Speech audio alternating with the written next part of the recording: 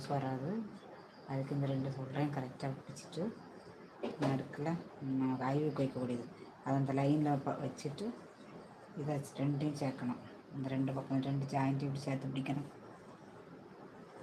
பிடிச்சிட்டு இப்படி இழுத்து பார்க்கணும். இங்கே தான் சரி பண்ணக்கூடியது இந்த இடத்துல தான். இப்போ இது நமக்கு கரெக்டாக இருக்குது. இது சரி பண்ண வேண்டியதில்லை. அதேமாதிரி இனி இந்த பக்கம்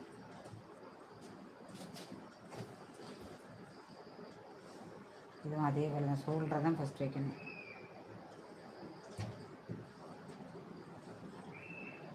வச்சுட்டு இது இந்த ஐவுக்கு இருக்குல்ல இந்த வீப்பட்டி அதை அந்த லைனில் நம்ம போட்டிருக்கோம்ல மார்க் பண்ணி அந்த லைனில் வைக்கணும்.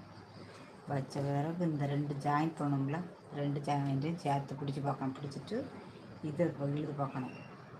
இந்த ஜாயிண்டில் தான் நமக்கு லூஸ் வரணும்.